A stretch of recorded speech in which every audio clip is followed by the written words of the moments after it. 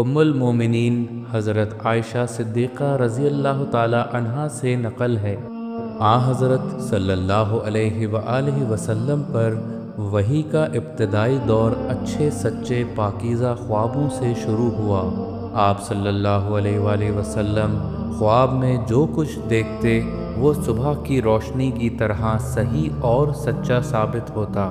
پھر من جانب قدرت آپ صلی اللہ علیہ وآلہ وسلم تنہائی پسند ہو گئے، اور آپ صلی اللہ علیہ وآلہ وسلم نے غار حرا میں خلوت نشینی اختیار فرمائی اور کئی دن اور رات وہاں مسلسل عبادت اور یاد الہی و ذکر و فکر میں مشغول رہتے، جب تک گھر آنے کا دل نہ چاہتا توشہ ہمراہ لے کر وہاں رہتے۔ توشہ ختم ہونے پر ہی آپ صلی اللہ علیہ وآلہ وسلم اپنی اہلیہ محترمہ حضرت خدیجہ رضی اللہ تعالی عنہا کے پاس تشریف لاتے اور کچھ توشہ لے کر پھر وہاں جا کر خلوت گزین ہو جاتے۔ یہی طریقہ جاری رہا یہاں تک کہ آپ صلی اللہ علیہ وآلہ وسلم پر حق منکشف ہو گیا اور آپ صلی اللہ علیہ وآلہ وسلم غار حرا ہی میں قیام پذیر تھے کہ اچانک حضرت جبرائیل علیہ السلام آپ صلی اللہ علیہ وآلہ وسلم کے پاس حاضر ہوئے اور کہنے لگے کہ اے محمد پڑھو۔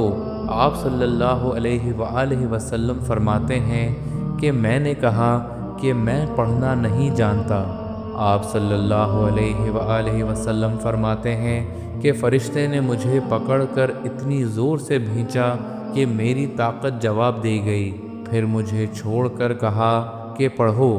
میں نے پھر وہی جواب دیا کہ میں پڑھا ہوا نہیں ہوں۔ اس فرشتے نے مجھ کو نہایت ہی زور سے بھینچا کہ مجھ کو سخت تکلیف محسوس ہوئی، پھر اس نے کہا کہ پڑھ۔ میں نے کہا میں پڑھا ہوا نہیں ہوں۔ فرشتے نے تیسری بار مجھ کو پکڑا اور تیسری مرتبہ پھر مجھ کو بھینچا، پھر مجھے چھوڑ دیا اور کہنے لگا کہ پڑھو اپنے رب کے نام کی مدد سے جس نے پیدا کیا اور انسان کو خون کی پھٹکی سے بنایا۔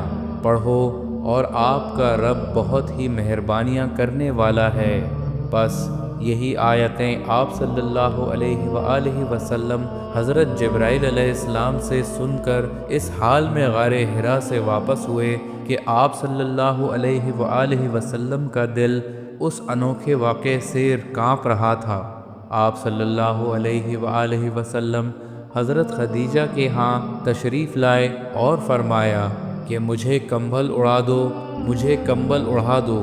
لوگوں نے آپ صلی اللہ علیہ وآلہ وسلم کو کمبل اڑا دیا۔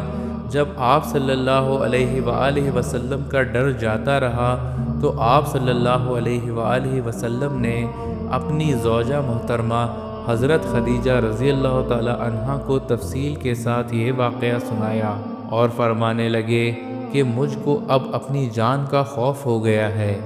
آپ صلی اللہ علیہ وآلہ وسلم کی اہلیہ محترمہ حضرت خدیجہ رضی اللہ تعالی عنہا نے آپ صلی اللہ علیہ وآلہ وسلم کی ڈھارس بندھائی اور کہا کہ آپ کا خیال صحیح نہیں ہے، خدا کی قسم آپ کو اللہ کبھی رسوا نہیں کرے گا۔ آپ تو اخلاق فاضلہ کے مالک ہیں، آپ تو کنبہ پرور ہیں، بے کسوں کا بوجھ اپنے سر پر رکھ لیتے ہیں، مفلسوں کے لیے آپ کماتے ہیں، مہمان نوازی میں آپ بے مثال ہیں اور مشکل وقت میں آپ امر حق کا ساتھ دیتے ہیں۔ ایسے اوصاف حسنہ والا انسان یوں بے وقت ذلت و خواری کی موت نہیں پا سکتا۔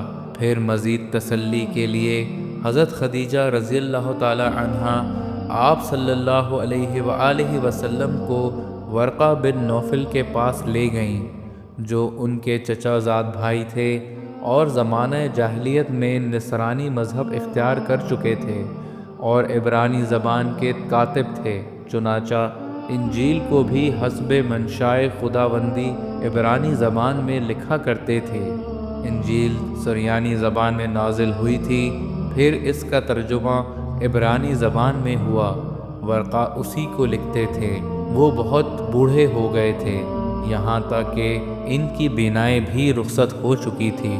حضرت خدیجہ رضی اللہ تعالی عنہا نے ان کے سامنے آپ صلی اللہ علیہ وآلہ وسلم کے حالات بیان کیے اور کہا کہ اے چچا زاد بھائی، اپنے بھتیجے محمد صلی اللہ علیہ وآلہ وسلم کی زبانی ذرا ان کی کیفیت سن لیجئے۔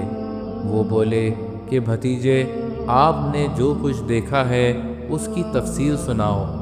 چنانچہ آپ صلی اللہ علیہ وآلہ وسلم نے از اول تا آخر پورا واقعہ سنایا، جسے سن کر ورقہ بے اختیار ہو کر بول اٹھے کہ یہ تو وہی معزز رازدان فرشتہ ہے جسے اللہ نے حضرت موسیٰ علیہ السلام پر وحی دے کر بھیجا تھا۔